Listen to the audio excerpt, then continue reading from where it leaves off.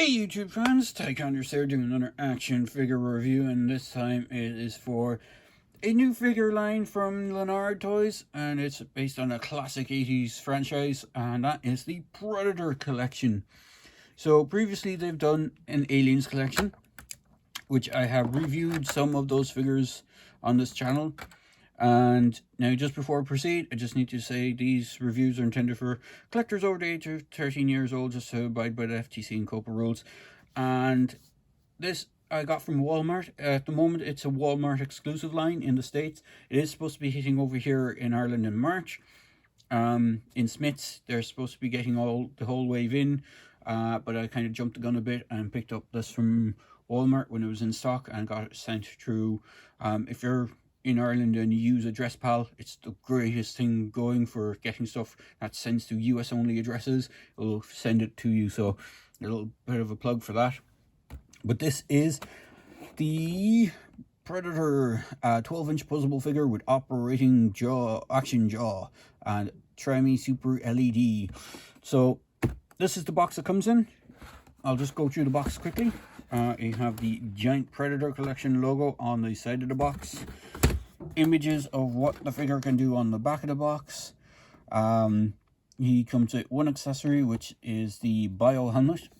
It has a big bright bio, if you want to read that, at the top of the box. I'll hold on that and then just pan up a bit so you can see it. It just says Predator. And then again, it has an image of the Predator on the back, on the side of the box, and it is an open box window, so you have the try me options on the front, and that is it for the box. It's pretty simple, pretty plain, but it's quite nice. And then onto the figure himself, who can barely fit into this review station. He is quite a nice figure. In fact, if I just move his legs down a bit, you'll be able to see him a bit better. In fact, here, I'll just put him on his knees. So there is a Predator himself with his biomask on. It just clips in. There's like little divots, so once it clips over the face a bit, it will connect in behind the jaw and just snap into place. So you have that. It's fairly plainly detailed. Has some sculpting on it, has kind of grey, darker grey areas for the eye parts. The back of it is fairly plain and kind of boring. There's no kind of inner working details compared to that of the NECA stuff. I mean, this is a more budgeted line. I think he was about 20 bucks, so he's pretty cheap. But he's cheap, cheerful, and pretty sweet. Again, he has the head, and there's a button up here for simulating the kind of thing. Face sculpt isn't too bad. Again, if you're a customizer, you could hit that with a couple of washes and stuff. The only downside is with a lot of Lanard, they tend to paint what's called the display side. So on the back, his strap, if I just move his arm up, you can see the brown paint stops halfway. It doesn't even go to the halfway point, stops just below the shoulder, and the sculpt continues on. They did kind of cheap out a bit on the legs and on the wrists. So they used the silver plastic for the shin guards and the wrist gauntlets. But what they did was they were quite inventive with what they did. So they have kind of the skin colored plastic for the other sections, and then for where the joints for the armor are, they basically just molded it in all silver plastic, but they didn't paint the actual areas where the skin would have still been. And they did the same thing up on the arms. So if I just rotate the arm around, you can see like this gauntlet starts there, the skin should have been up to there, and then it's just molded. Quite nicely detailed though. Again, something a customizer could go to town on. I could even see people sculpting extra stuff for these, or even sculpting new parts.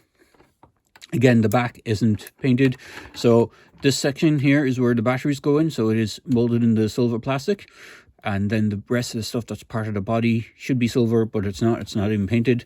And they did something clever here as well. So this whole section where the LEDs go in, this here all the way down here is actually a separate piece. You can kind of make out the line. I know he's upside down. You can kind of make out the split where it connects.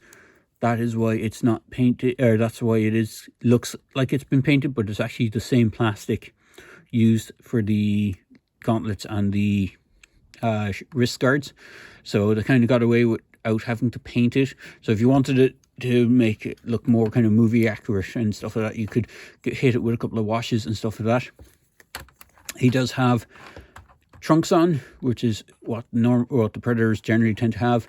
He does have some good articulation. Now, the right leg on mine has a snappy sound. The left leg, not so much. It does have a ratchet, but the right leg has more of a ratchet than the left. For some reason, his knees are double jointed, so you got a good range of movement on that. He even has a ball joint on the foot, so you can get some good wide stances if you position the legs the right way and get his waist to stand up a bit better. So he does have a ball joint on the waist, which is quite good. He has arm articulation.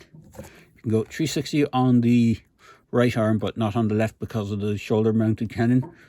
He does have the swivel and a single jointed elbow. He doesn't get full 90-degree bend. It's just a little bit before that. And then his wrists are sort of on a ball peg, so they can rotate around.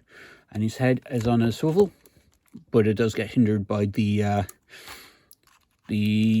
hair on his back. It is a sort of more pliable plastic, but it's not super pliable, so that it will hinder his neck movement because it bounces into this big backpack piece as well. And then, as I said, he does have lights, and there is the button right here on that. When you press it, it fires. It's to simulate him firing his plasma caster, so it's just a big red LED. So if I point it at the screen, you can see, or the backdrop, you see it's just a big circular light. It doesn't have the triangular bit, which is kind of a shame. And he does have a good few pegs, or pegs, screw holes on his back. If you wanted to, you could probably cover those up with some sort of milliput or anything along those lines. But overall, he's quite a sweet figure, so I do recommend picking him up. He's quite cheap. He's cheap and cheerful.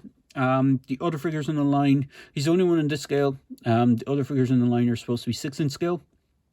I have one of them on the way.